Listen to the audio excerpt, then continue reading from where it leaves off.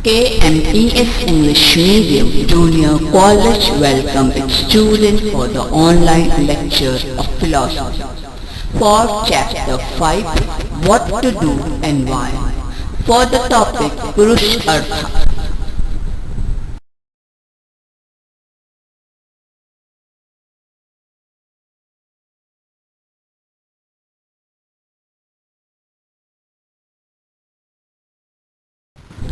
Students, in today's lecture of chapter 5, What to do and why, we are going to cover the following topics.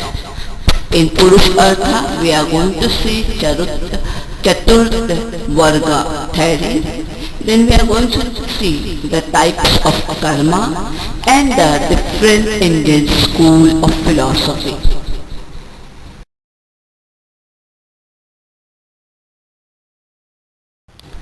Purushartha.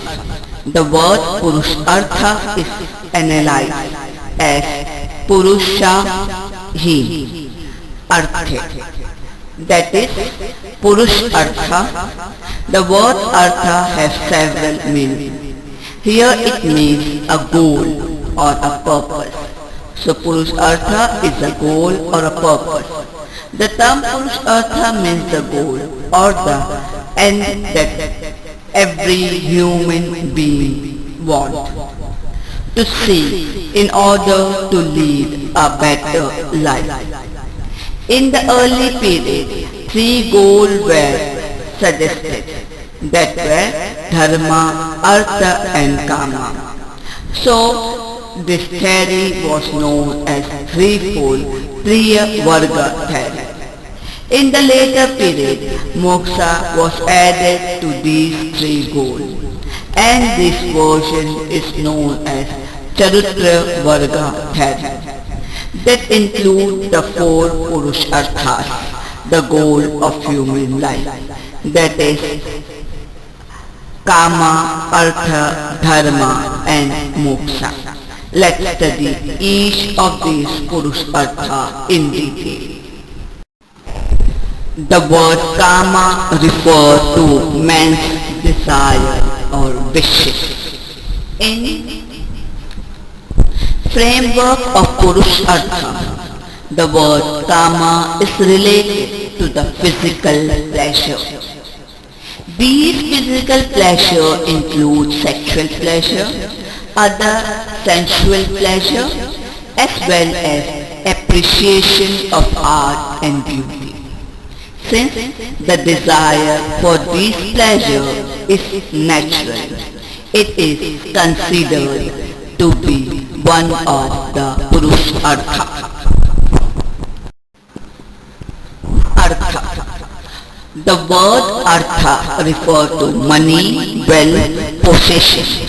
In the broader meaning of Artha, it is the material means necessary for the fulfillment of the desire of physical pleasure. It means Artha has an instrumental value. Without this means, Kama cannot be satisfied. Therefore, Artha has been included in the Purushartha. Dharma. The word Dharma is very rich in its meaning. Today, we often use the word Dharma as an alternative to the English word religion. Dharma means a community of people that share similar conduct, value, belief, practice of worship, etc.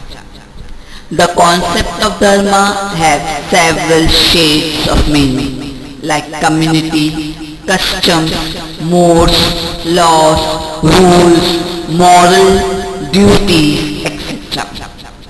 When we make statements like, the Dharma of fire is to burn, or the Dharma of water is to flow, we are talking about the natural or essential attributes of objects. The word Dharma derived from the root Dharu. Dharu means to hold, to support or to hold together. According to these basic senses, Dharma is the principle that holds the universe together. This meaning of Dharma is closely related to the word Ruta. According to Ruta, the meaning of the word Dharma too has significant ethical dimension.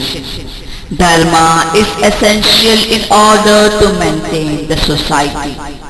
The function of the above mentioned laws, rules, norms, etc. is to keep the society together. Hence, in the broader sense, they are included in Dharma. In order to hold the society together, each person must perform his or her duty honestly. What are these duties? What are the do's and don'ts for an individual?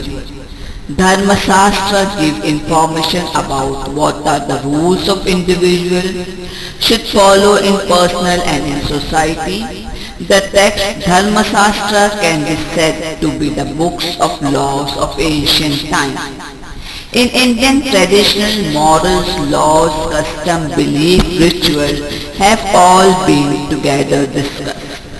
The duties that Dharma mentioned are divided in Sadharan Dharma, general duty, and Vishesha Dharma, special duties. The duties that individuals are of any age, race, gender, or class are supposed to perform are called Sadharan Dharma. Satya, Ahimsa, Asthya, patience, non-aggression, temperature, etc. are included in Satya Dharma. This Dharma is social in nature. The duties that a particular person is supposed to perform on the basis of his Varna ashram, which means the duty based on his or her social position and the particular stage of his or her life are called Vaishya Dharma.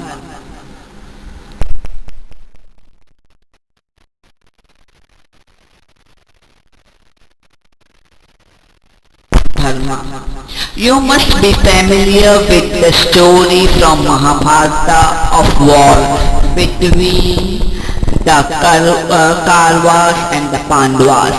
Right at the beginning of the battle, after seeing his own relatives, teacher, friend in front of him in the battlefield, Arjuna faced a moral dilemma, conflict, what is the right to kill all these people who are mine just to establish the Pandavas' right over the kingdom? In this moment, Sri Ganesha asked Arjuna to follow his Sadhya Dharma, that is the Varna Dharma.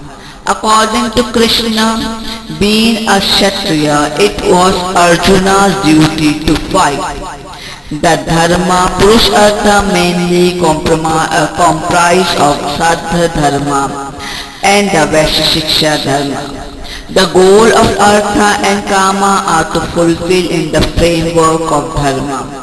Violation of the principal values and duties stated by the Dharma in order to earn money or to enjoy pleasure is not acceptable to the tradition. The principle of Dharma, that is the principle of morality, provide guidance regarding what should be in relations to man, nature in the society. If Dharma is followed, wherever is the control of Dharma is violated. While pursuing Artha and Kama, it causes the hindrance as well as to the well-being of the individual and the society. Performing action in accordance to Dharma lead to material prosperity as well as essential for the spiritual well-being. Moksha. In the theory of karma, we have seen that all other schools of philosophy except Charvaka accepted the idea of rebirth. The tradition believes that being born again and again is to suffer again and again. Hence, birth is a constraint, and being released from the circle of rebirth is the supreme goal of human being. Dharma, Artha, Kama are the goal to attain in this birth. But moksha is the highest Purushartha that liberates an individual from the cycle of birth to death. For this perspective, the first three Purushartha are kind of material goal, while moksha leads to spiritual well-being. The role of moksha Purushartha is consistent with the metaphysical idea according to which man's self is not material but spiritual. Ignorance regarding our real nature is the main reason of getting trapped in the cycle of birth and death. Knowledge is necessary in order to attain liberation. But moral conduct is also important as knowledge. The combination of spirituality and morality made by the traditional is noteworthy. Lust for material pleasure, unethical means used to acquire this pleasure, hypocrisy, the craving for fame are not the sign of true spirituality. An unethical person cannot gain knowledge because this person's thought process is greatly affected by the motives of raga and divasa, that is likes and dislikes, which such a polluted thought process, neither the nature of the universe nor the nature of self can be known. Due to the lack of knowledge, moksha to remain unattained. There is an interdependence between a person's knowledge and morality.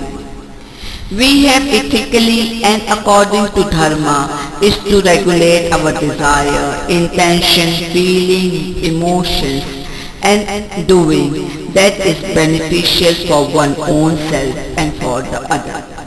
By doing so, one liberates the intellect from the prejudiced perception. The increase its ability to gain knowledge. In the same way as the depth of the knowledge increases, the foundation of morality becomes stronger. Ignorance, cycle of birth and death. Cycle of birth leads to three things: a moral person and an immoral person. The moral person's thoughts are free from prejudice and preconception due to the control of beneficial conduct. Hence, he attains the knowledge. Attainment of liberation, moksha, freedom from the cycle of rebirth. Whereas the impersonal thoughts are polluted by raga and divasa. Hence, knowledge is not gained.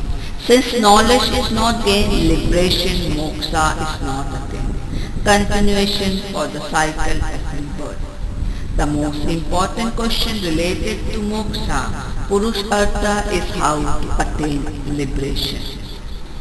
As long as the person is alive, he or she has to perform some or the other action. According to the theory of karma, the karma is performed. Its fruits have to be born. If some, then the question raised as how it is possible to get released from the cycle of rebirth. In this regard, it is important to consider how an action is to be performed and which action is to be performed. Ethical thoughts of Indian tradition has developed the morality in this context. Types of karma. According to one of the classification of karma, there are three types of karma. They are sanchita, prabhad and Sanchi Man or Kriya Man.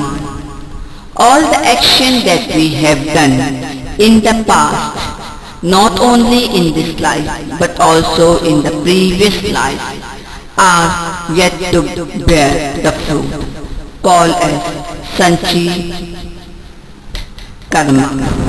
The action, the fruit of which we will necessarily receive in the present is called as Prabhat. The action that we are performing at present are Sanchiyama or Kriyaman Karma. Once these actions are performed, their fruit consequence get determined.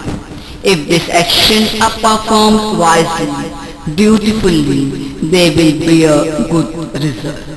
However, there is no escape from the fruit of Prabhat Karma. The potentiality of Prabhat Karma to bear the fruit is fully developed, so they are to be enjoyed suffer. Hence the potentiality of Sanchaya Karma are not yet fully developed. We can get rid of them. The Vedic tradition suggests various ways to get rid of them. According to one of the views, if one acquire knowledge, one does not have to bear the fruit of Sanchita Karma, accumulated deeds.